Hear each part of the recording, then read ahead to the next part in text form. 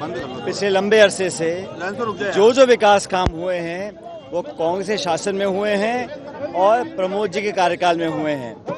विकास के क्षेत्र में इस इलाके को हमेशा आगे रखा है और ये उपचुनाव भी इसलिए हो रहा है क्योंकि यहाँ के जो भाजपा के विधायक थे उनको माननीय न्यायालय ने अयोग्य घोषित किया।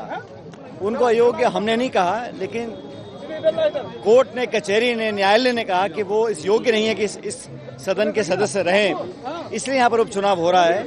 और ये उपचुनाव भाजपा की राजस्थान की 2 साल पुरानी सरकार का जो आकलन है वो जनता कर रही है।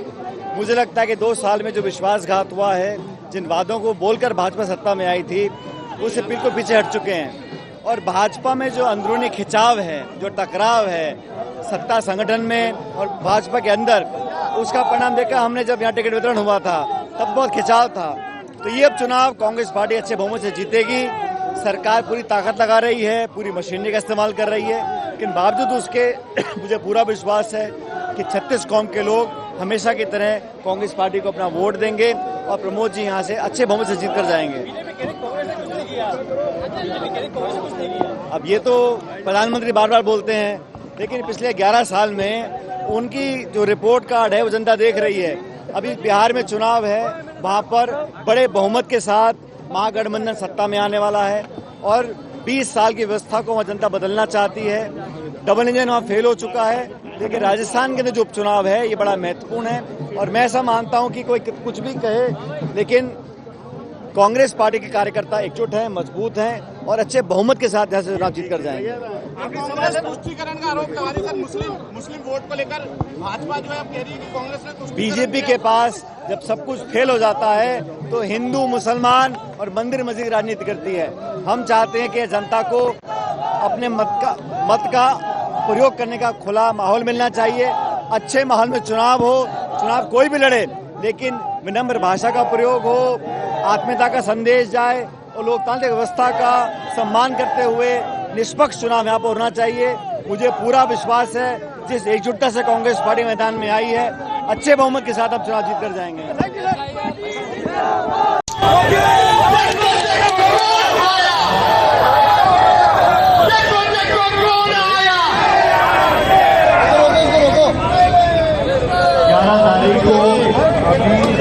अंता विधानसभा क्षेत्र में उपचुनाव है। जैसा आपको हमारे मुख्य उम्मीदवार मुख्यमंत्री पूर्व विधायक मोदन भाई जी ने बताया, मेरे साथ अशोक खन्ना जी हैं, सैनी साहब हैं, दीदी जी हैं, राठौड़ साहब हैं, नीलांबर महोदय, हम सब इस उपचुनाव में कांग्रेस पार्टी के पक्ष में, मोदी के पक्ष में आप सबसे निवेदन करने के लिए आए हैं, वोट मांगने के लिए आए हैं। ये चुनाव क्यों हो रहा है हम अच्छी तरह जानते हैं। हमारे आपके विधायक को न्यायालय ने अयोग्य घोषित किया था और न्यायालय की बात को मानते हुए ये सीट खाली हुई और यहाँ पर उपचुनाव हो रहा है। इन 2 सालों में भाजपा की सरकार का शासन राजस्थान में रहा और मुझे कहने में कोई संकोच नहीं है कि 2 सालों में जनता को सिर्फ निराशा हाथ लगी है। आज ग्रामीण क्षेत्र हो, शहरी क्षेत्र हो, इस सरकार का कोई सरोकार नहीं। इतनी जल्दी जनता का विश्वास खोने वाली सरकार को ये मौका हमको मिला है।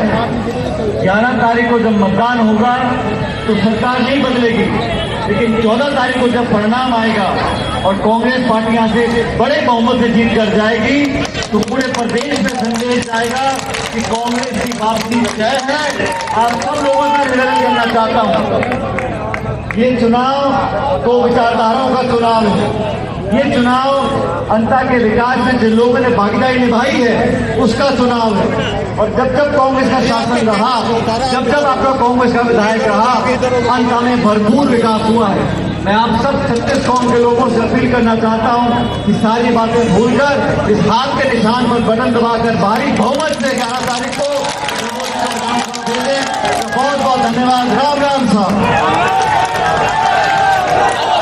भारत का सबसे तेजी से बढ़ता हुआ डिजिटल न्यूज चैनल, जिसका परिवार 4,17,000 लोगों से भी ज्यादा बढ़ रहा है। वो संवाद न्यूज चाहता है हर जिले और हर राज्य में मीडिया पार्टनर्स। तो अगर आप बनना चाहते हैं संवाद न्यूज के पार्टनर्स, तो कांटेक्ट करें नीचे दिए गए नंबर्स पर। इसके अलावा अगर आप वीडियो एडिटर बनना चाहते हैं या फिर न्यूज इंडस्ट्री में बतौर इंटर्न सब सीखना चाहते हैं, तो संवाद न्यूज के जयपुर हेड ऑफिस में काम करने के लिए संपर्क करें स्क्रीन पर दिए गए नंबर पर।